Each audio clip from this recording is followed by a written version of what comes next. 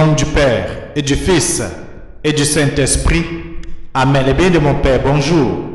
Grande est une fois de plus ma joie d'être avec chacun et chacune ce matin pour continuer cette méditation, la méditation de la parole. Et nous sommes lundi de la 11e semaine du temps ordinaire. Les textes de lecture seront les textes de l'année impaire. Nous en aurons particulièrement deux, dont la première lecture est la lecture de la deuxième lettre de Saint Paul apôtre aux Corinthiens. Dans ce passage, on va voir l'apôtre des nations s'adresser aux chrétiens de Corinthe dans une salutation fraternelle en s'identifiant comme des coopérateurs de Dieu, en leur offrant bien sûr l'exhortation de ne pas laisser sans effet la grâce reçue de Dieu.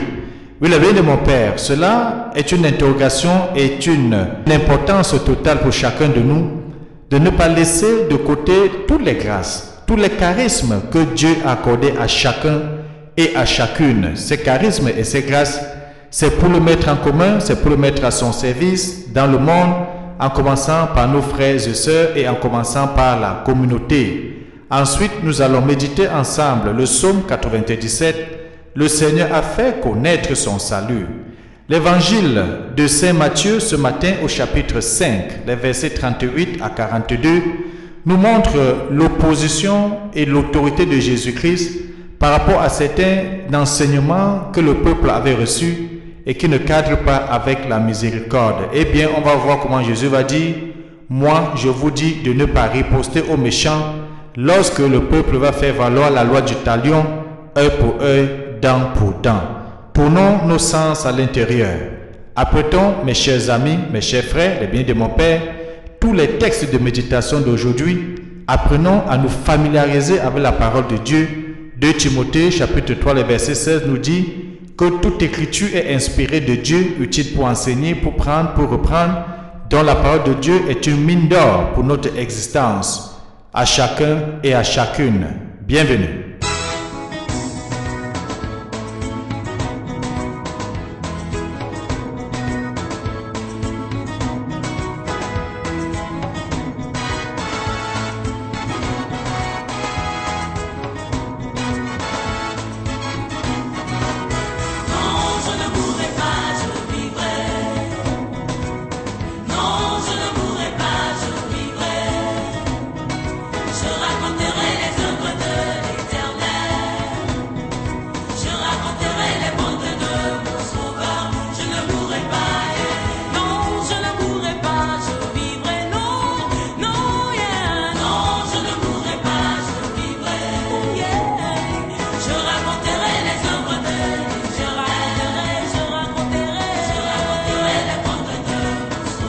Nous pouvons, au début de cette semaine, prier avec confiance et tourner nos sens à l'intérieur. Dieu, qui peut mettre au cœur de tes fidèles un unique désir, donne à ton peuple d'aimer ce que tu commandes et d'attendre ce que tu promets, pour qu'au milieu des changements de ce monde, nos cœurs s'établissent fermement là où se trouvent les vraies joies. Nous voulons te confier aussi cette nouvelle semaine que tu nous permets de vivre. Veille sur nous, protège notre souffle de vie, accorde-nous la santé de corps, de l'âme et de l'esprit. Bénis nos mains en nous offrant le pain quotidien au courant de cette semaine et bénis tous les projets que nous allons entreprendre. Ne nous abandonne pas, mets en nous ton Esprit Saint, l'esprit de discernement, l'esprit de force, l'esprit de courage, cet esprit qui nous permettra à chaque instant d'être en communion avec le Fils et avec le Fils au Père. Nous t'avons prié par Jésus-Christ, ton Fils bien-aimé, lui qui vit et règne avec toi dans le Saint-Esprit, Dieu pour des siècles et des siècles. Amen. Le bien de mon Père, que chacun ouvre sa Bible au texte de 2 Corinthiens chapitre 6, de lire les versets 1 à 10 et méditons ensemble le psaume 97. Le Seigneur a fait connaître son salut.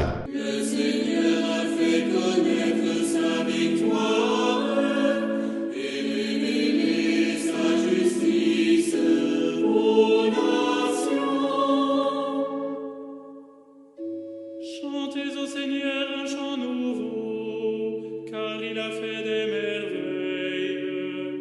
Par saint par sa main puissante, il s'est assuré la victoire. Le Seigneur a fait connaître sa victoire et révélé sa justice aux nations. Il s'est rappelé sa fidélité et son amour en faveur de la maison d'Israël.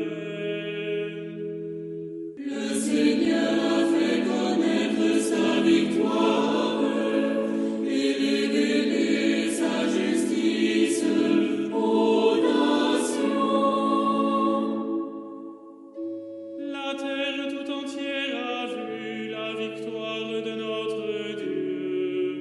Acclamez le Seigneur, terre entière, sonnez, chantez, jouez. Le Seigneur a fait connaître sa victoire et révélé sa justice aux nations. Alléluia, Alléluia, Alléluia,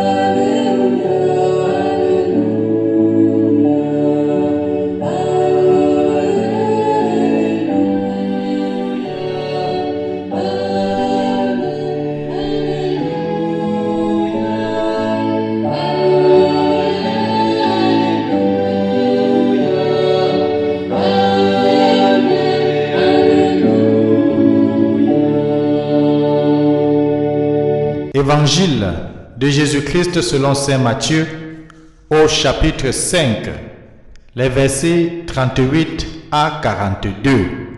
En ce temps-là, Jésus disait à ses disciples, « Vous avez appris qu'il a été écrit, œil pour œil et dent pour dent. Eh bien, moi, je vous dis de ne pas riposter aux méchants. Mais si quelqu'un te gifle sur la joue droite, tends-lui encore l'autre. Et si quelqu'un veut te poursuivre en justice et prendre ta tunique, laisse-lui encore ton manteau. Et si quelqu'un te réquisitionne pour faire 1000 pas, fais-en 2000 avec lui. À qui te demande, donne. À qui veut t'emprunter, ne tourne pas le dos. » Acclamons la parole de Dieu. Louange à toi, Seigneur Jésus-Christ. Les bénis de mon Père, l'évangile que nous venons d'écouter ce matin est assez riche et peut susciter en chacun de nous plusieurs interrogations. Jésus dit à ses disciples, « Moi je vous dis de ne pas riposter aux méchants. » Non seulement il dit de ne pas riposter aux méchants, il nous demande même, si on veut le comprendre de façon littérale, de participer à l'acte de méchanceté en acceptant que le méchant nous brime, que le méchant nous torture, que le méchant nous brise. Est-ce que c'est de cette façon que nous devons comprendre l'évangile de ce matin? Il me semble que la compréhension littérale nous éloigne de la réalité. Nous le savons, les bénis de mon Père, Jésus-Christ est le nouvel Moïse. On a toujours vu en Jésus-Christ un prophète grand comme Moïse, mais nous savons que Jésus n'est pas seulement un prophète, c'est le Fils de Dieu qui est venu au milieu de nous.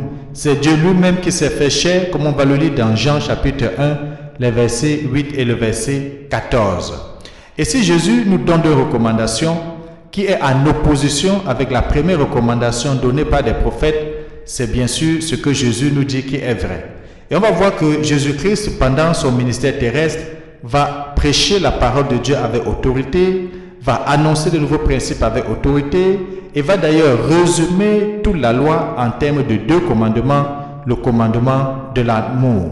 Trop souvent, les bénis de mon Père, on entend des gens citer la Bible, des gens parfois que nous connaissons, des gens qui sont autour de nous. Peut-être nous-mêmes, nous avons eu à faire cela, et moi qui parle, m'est arrivé, quand j'étais encore très jeune, de citer la Bible pour justifier ci, pour justifier cela. Et de plus en plus, dans le monde aujourd'hui, on voit donc des hommes et des femmes citer la Bible pour justifier leurs appels, non seulement à la violence, mais surtout leurs appels à désobéir, leurs appels à se tourner contre la volonté de Dieu. On voit par exemple les hommes et certaines femmes utiliser la Bible pour faire même du mal. Et on va dire, il a puisé sa force dans la Bible pour faire cela. Non, le bien de mon Père, ces gens ne voient alors pas toute l'évolution du peuple de Dieu qui passe du livre de la Genèse aux évangiles. Rappelons-nous, dans le livre de la Genèse, on a vu déjà comment le mal avait commencé au jardin d'Éden avec la désobéissance de nos parents. Ensuite, on voit ce qui va se passer entre Caïn et son frère Abel. Ainsi de suite, le mal va s'étendre. On va même voir la lutte permanente entre le peuple et Israël pour s'installer dans leur nouvelle terre autour de Canaan, toutes les conquêtes qu'ils ont fait. Nous connaissons l'histoire de Samson avec la lutte contre les Philistins, ainsi de suite. On va voir bien sûr cette évolution de conquête, de lutte, de violence et parfois même de guerre qui va se substituer aux paroles évangéliques que nous suivons tous les jours. La parole évangélique est une parole de miséricorde. La parole évangélique est une parole de bonne nouvelle. La parole évangélique est une parole qui nous met au cœur de l'amour et de la miséricorde de Dieu. Oui, le bien de mon Père, on laisse donc de passer cette évolution de la Genèse aux évangiles, du désir de vengeance qu'on a vu dans les livres anciens, mais surtout à l'apprentissage du pardon que le Christ lui-même va nous initier. Et quand on retrouve la quintessence dans la prière de notre Père, vers la fin de la prière de notre Père, on dit « Pardonne nos offenses comme nous pardonnons aussi à ceux qui nous ont offensés. » Et au-delà même de cela, Jésus-Christ va nous dire que si tu vas faire l'offrande et qu'en cours de route tu te rends compte que tu es indifférent de ton frère, laisse ton offrande là devant l'autel, va rencontrer ton frère et échange avec lui, réconcilie-toi avec ton frère. S'il refuse, appelle une tierce personne. Si devant une tierce personne refuse, appelle donc la communauté. Donc c'est un discours d'amour et de pardon que le Christ nous a appris. Et dans cet évangile, la loi du talion, œil pour œil, dent pour dent. Oui, le bien de mon Père, que cette devise de l'ancienne loi soit vécue dans la lumière de la grâce du Christ. Œil pour œil et dent pour dent, oui, mais dans le règne de l'amour. Et je le soulignais tantôt, le commandement que Jésus nous a laissé, le commandement de l'amour. L'amour du prochain, l'amour de Dieu, l'amour sans intérêt, l'amour agapé, comme Saint Paul va nous l'enseigner. Aime comme le Christ t'aime. Et nous savons que le Christ nous a aimés jusqu'à donner sa vie pour chacun et pour chacune de nous. Le Christ nous a aimés jusqu'à verser son sang en rançon. Le Christ nous a aimés jusqu'à subir toutes les humiliations possibles de son temps. On a déshabillé, on a déchiré ses vêtements, on a tiré au sort sa tunique, on l'a giflé, on a craché dessus. Ensuite, on a mis une couronne d'épines.